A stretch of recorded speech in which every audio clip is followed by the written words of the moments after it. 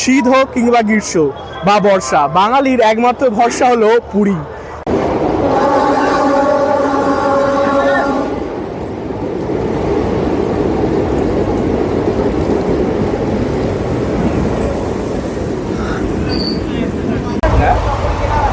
আমি যদি বর্তমানে জেনারেলের সিট ক্যাপাসিটি এবং কেমন ভিড় আছে তা বলি, তাহলে দেখতেই পাচ্ছেন এখানে 4 জনের বসার জায়গা, এখানেও 4 জনের বসার জায়গা রয়েছে, আর এই দিকে রয়েছে 2 জনের বসার জায়গা।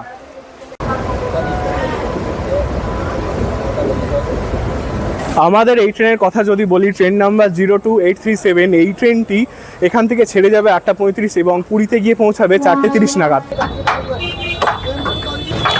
আমি এখন দাঁড়িয়ে আছি জগন্নাথ দেবের রথের সামনে। এই রথটি তৈরি হচ্ছে জগন্নাথ দেবের জন্য।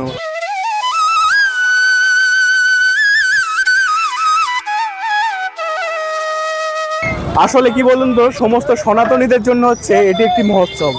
আরো একটা ঢেউ আসছে, অনেক বড় ঢেউ, একদম পুরো আলাদা লেভেল এনজয়মেন্ট হচ্ছে এখানটায়।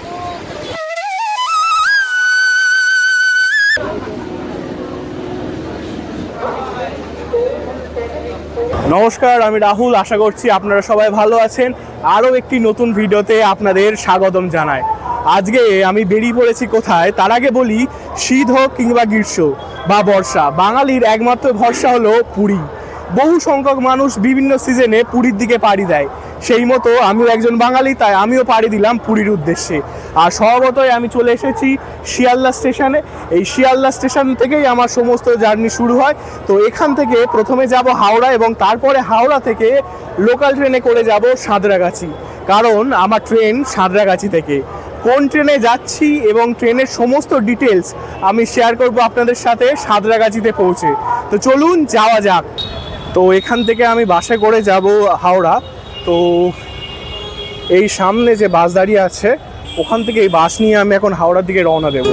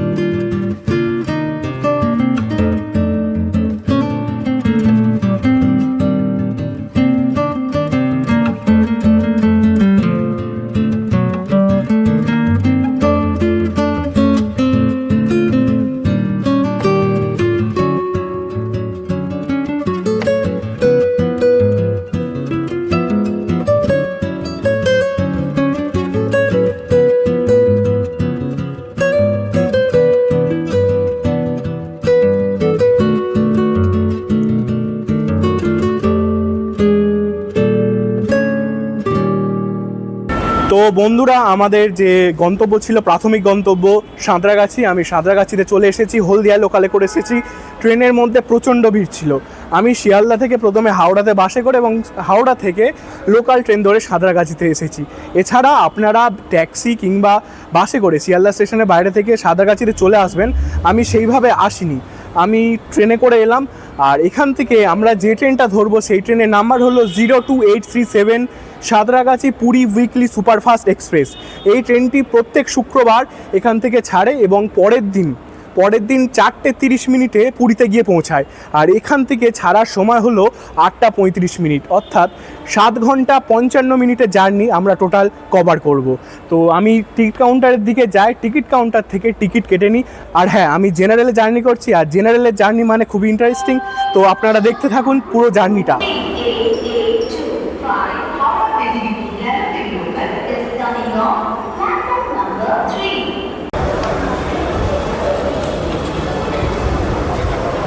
বন্ধুরা, টিকিট কেটে নিয়েছি। সাঁতরাগাছি থেকে পুরী পর্যন্ত জেনারেল ক্লাসে আমার ভাড়া পড়েছে 180 টাকা।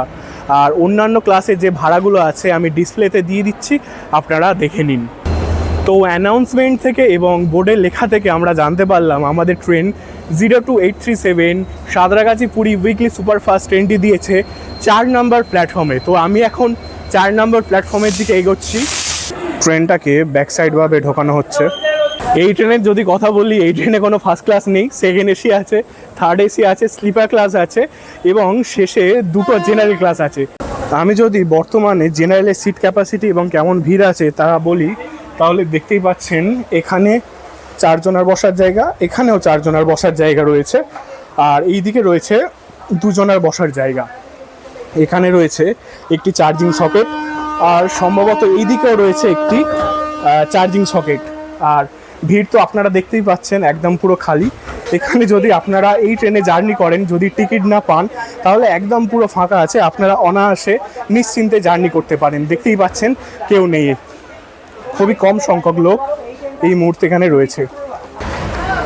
এখন বাজে 9:10, আর এখন আমাদের ট্রেন এখান থেকে ছেড়ে যাচ্ছে। এখান থেকে আমাদের ট্রেন ছেড়ে যাওয়ার সময় ছিল 8:35।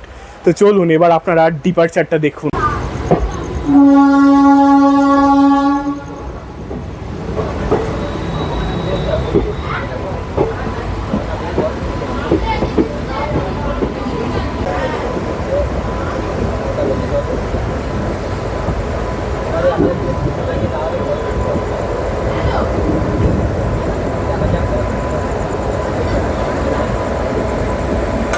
তো ফাইনালি বন্ধুরা, সাঁতরাগাছি থেকে আমাদের ট্রেন ছেড়ে দিয়েছে। আপনারা ডিপারচারটা দেখলেন। এবার 107 কিলোমিটার পথ অতিক্রম করে আমাদের এই ট্রেন তাদের ফার্স্ট স্টপ খড়গপুরে গিয়ে দাঁড়াবে। তো ট্রেন ছেড়ে খানিকক্ষণ হয়েছে, চলুন এবার আপনাদের টয়লেটটা দেখিয়ে দিই কেমন আছে। তো এখানে গিয়ে এখানে রয়েছে একটি মিরর, আর এখানে বেসিন রয়েছে, হ্যাঁ জল ঠিকঠাক আসছে, আর দুটো টয়লেট রয়েছে। এটাতে ঢোকা যাক। ও এখানে ইন্ডিয়ান টয়লেট রয়েছে, আর মোটামুটি এখানে একটা বেসিন রয়েছে আর একটা মিরর রয়েছে।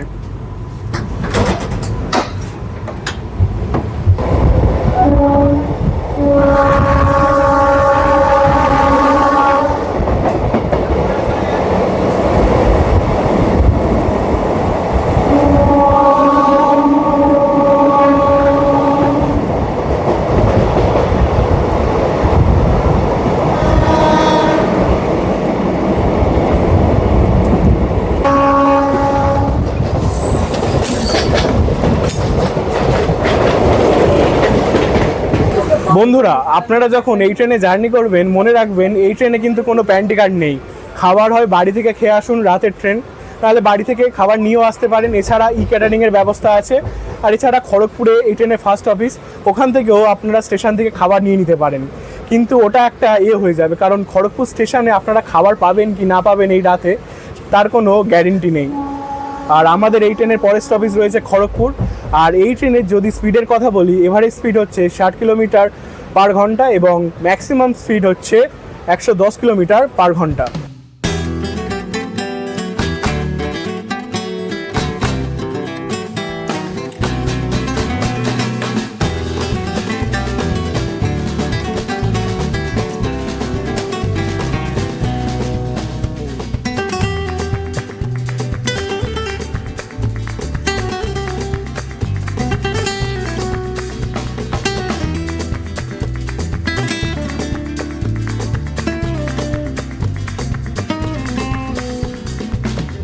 তো এই জার্নিতে আমি একা নয়, আমার সাথে অনেকে রয়েছে।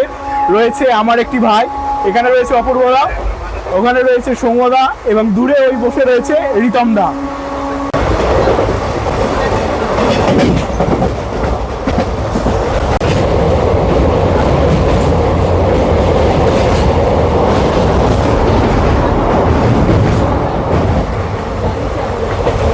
বন্ধুরা, আমরা এখন পেরোলাম কোলাঘাট ব্রিজ। আর আপনাদের কাছে প্রশ্ন থাকলো, এই কোলাঘাট ব্রিজ কোন নদীর উপরে আছে?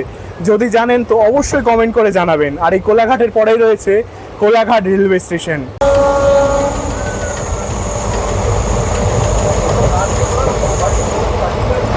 তো বন্ধুরা, আমি তো বাড়ি থেকে খাবার এনেছি, সমুদ্র দাও এনেছে। ওই খাবার ভাগ বটোয়ারা করে আমরা যে কজন আছি খেয়ে নেবো।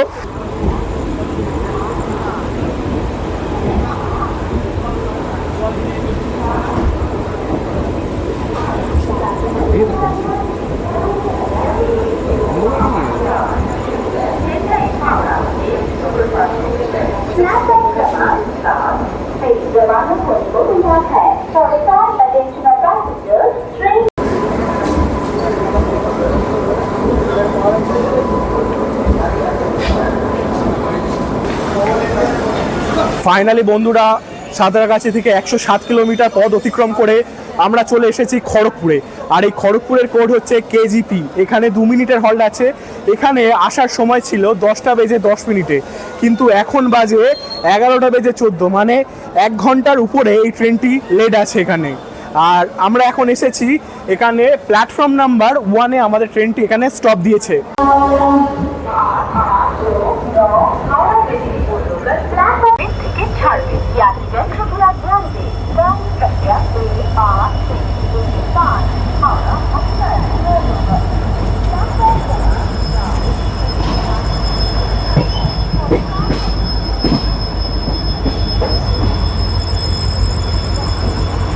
আপনারা যদি পুরীর প্ল্যান করছেন এবং কোনো ট্রেনের টিকিট পাচ্ছেন না, তাহলে এই ট্রেনটা আপনাদের জন্য আমি প্রেফার করছি। কারণ এই ট্রেনে জেনারেলও অনেকটাই ফাঁকা থাকে খড়গপুরের পর।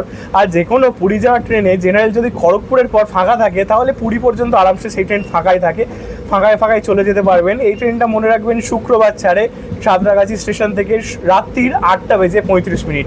তো চলুন এখন এই জেনারেল বগি কেমন ফাঁকা আছে আপনাদের দেখায়।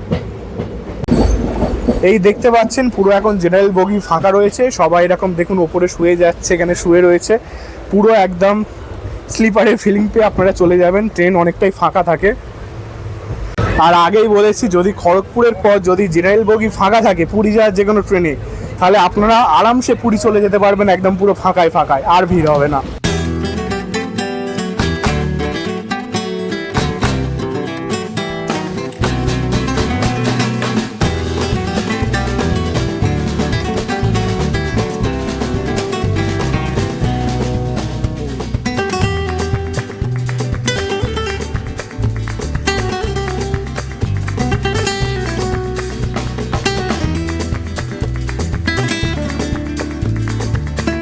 ফাইনালি সাঁতরাগাছি থেকে 223 কিলোমিটারের জার্নি অতিক্রম করে আমরা এখন এসেছি বালেশ্বরে। আর এই বালেশ্বরে আসার সময় ছিল 11টা বেজে 38 মিনিট, কিন্তু আমাদের ট্রেন যেহেতু 1.5 ঘন্টার উপরে লেট, তাই এখানেও সেই লেট করে এসেছে এবং এখন বাজে 1টা 9 মিনিটে। আর আমাদের এখানে 1 নম্বর প্ল্যাটফর্মে আমাদের এই ট্রেনটি দিয়েছে।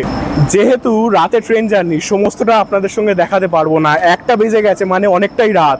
তো এখন গিয়ে ঘুমিয়ে পড়ি, ঘুম যেখানেই ভাঙবে আপনাদের সাথে সেখানে কথা হবে।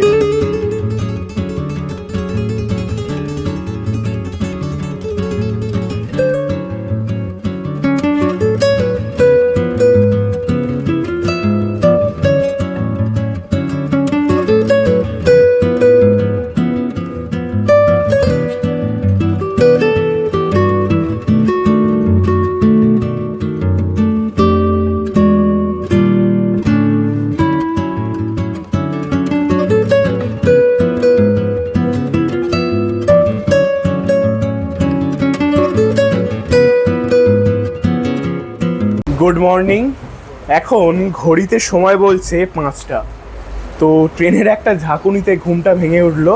সেই বালেশ্বরের পরে ঘুমিয়েছিলাম, মাঝে কটক, ভুবনেশ্বর বহু স্টেশন চলে গেছে, ঘুম ভাঙেনি। তো এখন খুর্দা রোড জংশন স্টেশন ঢুকছে, এই আগেই ঘুমটা ভাঙলো। তো চলুন খুর্দা রোড জংশন স্টেশনে নেমে আপনাদের সাথে কথা হচ্ছে।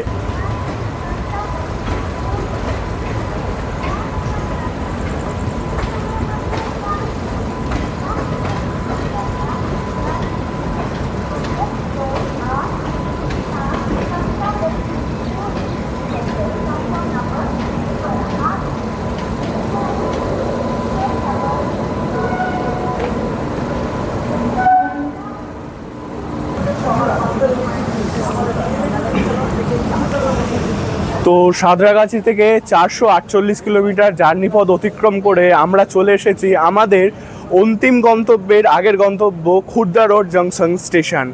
আর এই স্টেশনে আসার সময় কত ছিল সেটা আর বলছি না। ট্রেন যেহেতু 1.5 ঘন্টা লেটে ছেড়েছিল সাঁতরাগাছি থেকে, সেই 1.5 ঘন্টা লেট মেনটেন করেই এখানে পৌঁছেছে। এখন বাজে 5:04। আর এখানেও 2 মিনিটের হল্ট।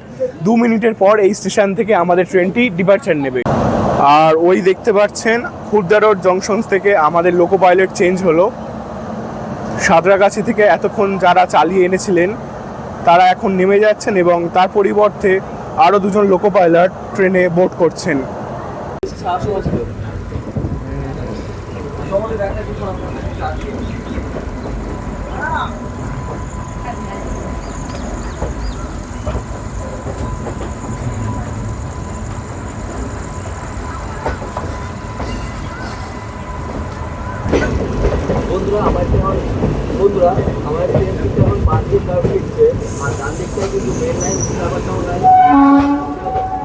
আর বন্ধুরা আমাদের ট্রেন এখন পুরীর দিকে রওনা দিচ্ছে। আর পাশ দিয়ে যে লাইনটা চলে যাচ্ছে, অর্থাৎ ডান দিক দেখে যে লাইনটা যাচ্ছে, ওই লাইনটা বিশাখাপত্তনমের লাইন। খুর্দা রোড জংশন থেকে এই দুইভাবে লাইন আলাদা হচ্ছে, একটা যাচ্ছে পুরীর দিকে এবং একটা যাচ্ছে বিশাখাপত্তনমের দিকে।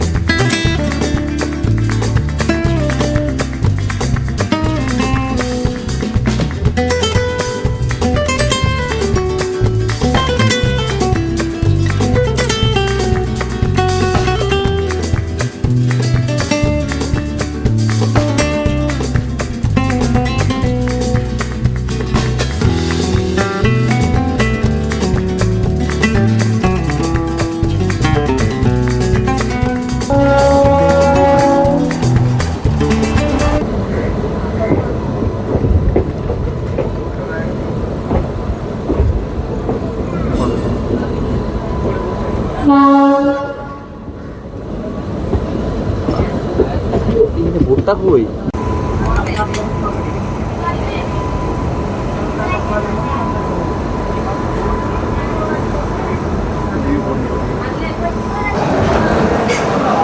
ফাইনালি গাইস চলে এসেছি পুরীতে। সাঁতরাগাছি থেকে 492 কিলোমিটার পথ অতিক্রম করে অবশেষে চলে এসেছি পুরীতে।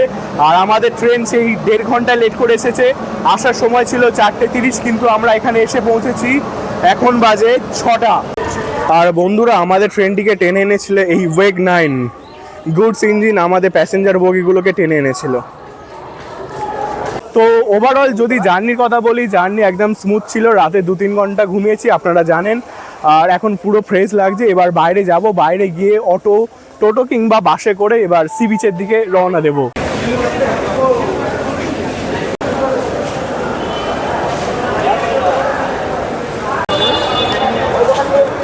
চলে এসেছি পুরী স্টেশনের বাইরে। এখানে বাইরে বেরিয়ে অনেক অটো টোটো রয়েছে, আপনারা পেয়ে যাবেন। এখান থেকে শেয়ারেও যেতে পারেন এবং কি রিজার্ভ নিয়েও যেতে পারেন। এছাড়া বাসের অপশান রয়েছে, 10-15 টাকা ভাড়া নেয়। এসি বাস রয়েছে, এমনি নর্মাল বাসও রয়েছে। কিন্তু এখন বাজে প্রায় ওই 6টা 10 নাগাদ। এত সকালে খুব সম্ভবত বাস আপনি পাবেন না, অটো কিংবা টোটো করেই আপনাকে যেতে হবে। সবে অটোওয়ালার সাথে বার্গেনিং করছিলাম, ভাগ্য ভালো ছিল তাই আমরা বাস পেয়ে গেছি, আবার এসি বাস পেয়ে গেছি। তো এই বাসে করে আমি সি বিচের দিকে যাব। তো চলুন যাওয়া যাক। 40 টাকা করে বলছিল, এখন এসি বাস এসে গেছে। ফাইনালি বাসে উঠে গেছি এবং ভালো সিটও পেয়ে গেছি। আর অটোতে বলছিল 40 টাকা করে শেয়ারে, আর আমরা এই বাসে যাব। এখানে বলছে 10 টাকা করে স্বর্গদ্বার সি বিচের কাছে নামিয়ে দেবে। মাত্র 10 টাকা থেকে এসি বাসে করে সোজা চলে যাব স্বর্গদ্বার সি বিচ।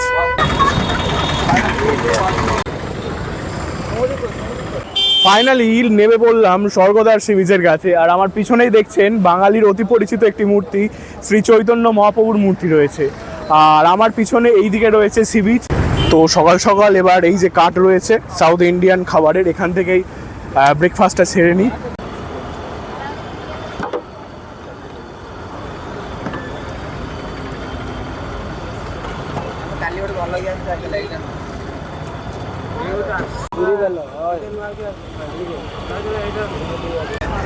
এই বালিতে পা দিলাম মানে একটা আলাদাই অনুভূতি, আলাদাই শান্তি। আর এই যে রয়েছে সামনে পুরীর ঢেউ, চলুন আপনাদের আরো ভালো করে দেখাচ্ছি। যতই দীঘা হোক, যতই বকখালি হোক, পুরী মানে পুরী, পুরীর ঢেউ একটা আলাদা লেভেলের। ফাইনালি একদম সমুদ্র সৈকতে নেমে গেছি, আর এখন বাজে 6:30টার কাছাকাছি। আর এই 6:30টায় এখানে ভিড়ের যে ক্রেজটা রয়েছে আপনারা একবার দেখুন। এই সময় সবাই স্নান করতে নেমে গেছে, আর জলটাও এখন জোয়ারের সময়, তাই অনেকটাই কাছে রয়েছে, আপনারা দেখুন।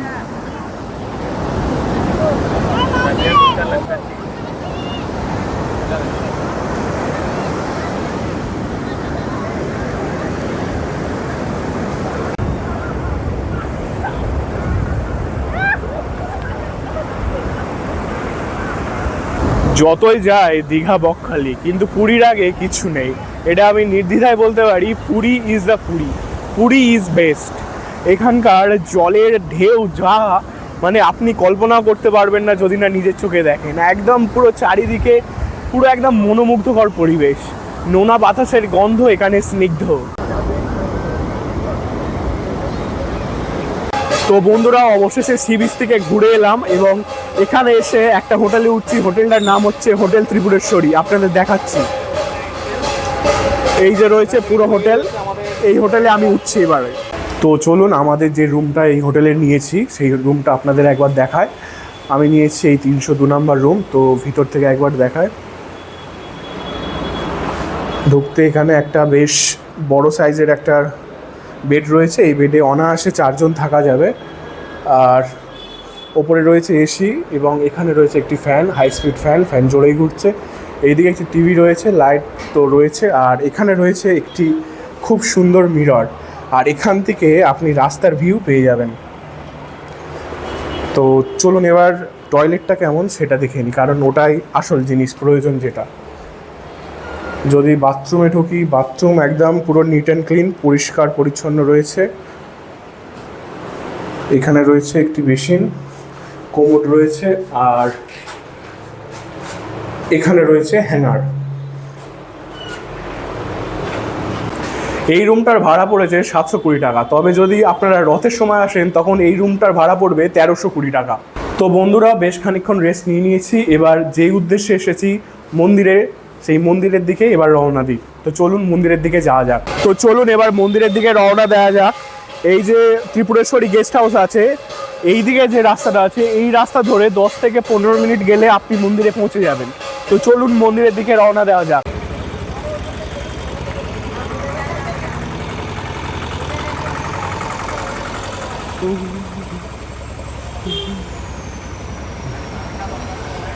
তো আমাদের হোটেল থেকে 10 মিনিটের হাঁটা পথে ওই 1 কিলোমিটার মতন রাস্তা ছিল। চলে এসেছি জগন্নাথ মহাপ্রভুর মন্দিরের সামনে। পিছনেই দেখছেন শ্রী জগন্নাথ মহাপ্রভুর মন্দির। তো চলুন ভিতরে প্রবেশ করা যাক এবং সমস্তটা দেখানো যাক। দর্শন তো আজ হবে না, কারণ স্নান যাত্রার পরে আমি এসেছি, এখন দর্শন করা যায় না। রথে কী কী প্রস্তুতি চলছে সেই সমস্ত তথ্য আপনাদের সামনে তুলে ধরবো। তো চলুন ভেতরে যাওয়া যাক। এখন আমি রয়েছি মন্দিরের পিছন দিকটা, আর রথের প্রস্তুতি হচ্ছে ওই যেখানে সিংহদ্বার রয়েছে, অরুণ স্তম্ভ রয়েছে ওই সামনের দিকটা। তা ওই সামনের দিকটা এখন যাচ্ছি। আর যদি পারি তো যারা রথ তৈরি করছেন তাদের সাথে কথা বলে আপনাদের শোনাবো তারা কি কি অনুভূতি রয়েছে তাদের, এবং তারা কি সমস্ত জানে সমস্ত কিছু। আর রথের এখন প্রস্তুতি কেমন চলছে সেটা তো আপনাদের দেখাবো। তো চলুন সামনের দিকে যাওয়া যাক। আর বন্ধুরা, এই জায়গাটা এমন পুরো মন আধ্যাত্মিকতায় ভরে ওঠে, খুবই ভালো লাগে যতবারই আসি। এই নিয়ে আমার পুরী 10 বার হলো এসছি। যদিও তখন ভিডিও করতাম না, কিন্তু মন্দিরে অনেকবারই এসছি। তো আমি এখন চলে এসেছি মন্দিরের সিংহদুয়ারের সামনে। আর মন্দিরের ভিতরে আজকে ঢুকবো না, কারণ শ্রী জগন্নাথ দেব বলরাম সুভদ্রা মায়ের আজকে দর্শন পাবো না, তাই মন্দিরের মধ্যে ঢুকছি না। আর ওই যে দূরে আপনাদের দেখায় রথ তৈরি হচ্ছে, ওই দেখুন ওই যে দূরে রথ তৈরি হচ্ছে। এবার ওই দিকে যাবো, ওই দিকে গিয়ে রথের যা যা ইনফরমেশান আছে সমস্তটা আপনাদের সঙ্গে শেয়ার করব। তো চলুন ওই দিকে যাওয়া যাক।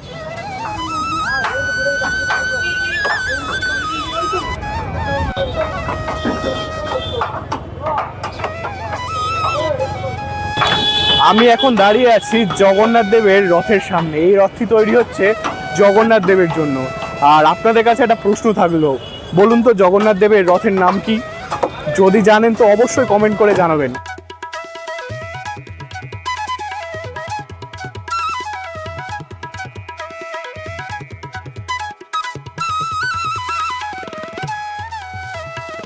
আসলে কি বলুন তো, সমস্ত সনাতনীদের জন্য হচ্ছে এটি একটি মহোৎসব।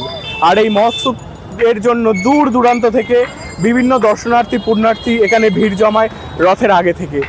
এখন এই মুহূর্তে এখানে কয়েক হাজারেরও বেশি লোক এই মুহূর্তে উপস্থিত রয়েছে এখানে। আর আমার পিছনে এই যে দুটো রথ দেখছেন, এই দুটো রথ হলো বলরাম এবং সুভদ্রা মায়ের রথ।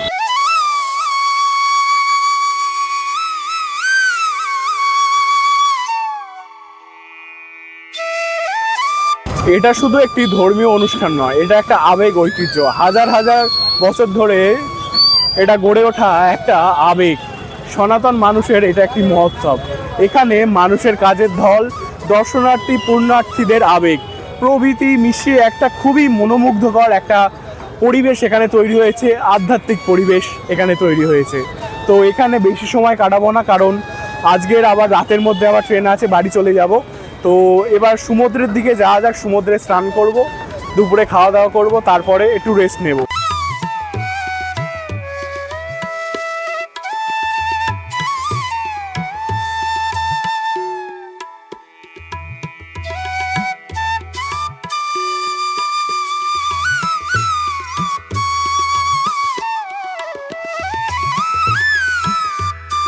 এই মুহূর্তে পুরীতে বিশাল কর্মযজ্ঞ চলছে, আর চারিদিকে সাজো সাজো রথ, সমস্ত পুণ্যার্থী দর্শনার্থীদের ঢল, তাদের আবেগ এবং এখানে যারা রথ তৈরি করছেন তাদের কাজের ব্যস্ততা, সব মিলিয়ে একটি আলাদা লেভেলেরই এখানে অনুভূতি হবে আসলে। তো আমার দ্বারা এবং আমার ক্যামেরার দ্বারা যতটা সম্ভব হলো আমি পুরীর রথযাত্রার প্রস্তুতি দেখালাম।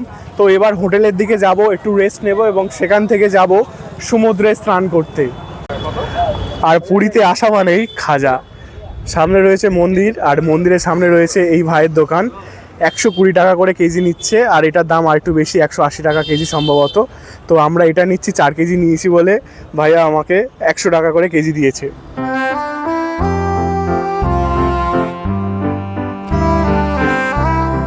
তো বন্ধুরা, ফাইনালি চলে এসেছি সি বিচের কাছে। এখন বাজে 12:30 মতন। জগন্নাথ দেব ওখানে যে মন্দির ছিল ওখান থেকে ঘোরাঘুরি করে হোটেলে কিছুটা রেস্ট নিয়ে ফের চলে এসেছি এই সি বিচে। আর সি বিচে এসেছি আজকে স্নান করার জন্য। তো চলুন স্নান করাও। আজকে একেবারে 2-3 ঘন্টা স্নান করে পুষিয়ে নেব, কারণ আগের বারে আমি যখন একা ট্রিপ করেছিলাম এসেছিলাম তখন স্নান করতে পারিনি। তো আজকে স্নান করে একদম পুরো আলাদা লেভেলেই মজা হবে। তো চলুন জল নামা যাক। বালি খুবই গরম ছিল, এবার এই জলে পা দিতে তাও একটু ঠান্ডা অনুভব হচ্ছে।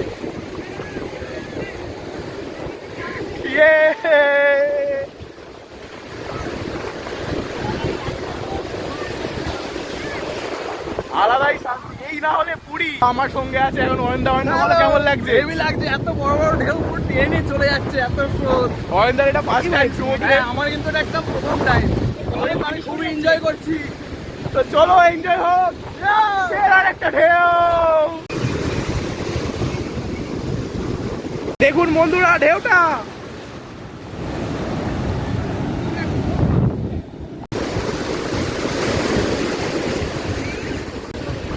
আরো একটা ঢেউ আসছে, অনেক বড় ঢেউ। সেই লেভেলের মজা, সেই লেভেলের।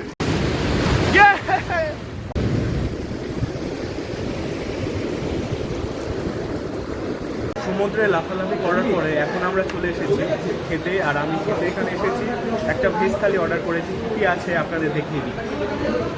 এখানে রয়েছে ভাত, ডাল, শুক্তো, আলু পোস্ত আর চাটনি, আর শেষ পাতে রয়েছে পাঁপড়। তো চলুন খেয়ে নিই, তারপরে আপনাদের সাথে কথা হচ্ছে। তো ফাইনালি এই 13 পার্বণ রেস্টুরেন্ট থেকে আজকে আমাদের দুপুরের খাওয়াটা খেয়ে নিলাম। আর ভিডিও আমি এখানে শেষ করলাম। আশা করি ভিডিওটি আপনাদের ভালো লেগেছে। অবশ্যই কমেন্ট করে জানাবেন ভিডিওটি কেমন লেগেছে। আবার দেখা হবে পরবর্তী কোনো ভিডিওতে। ততক্ষণ সুস্থ থাকুন, ভালো থাকুন। তাহলে টাটা।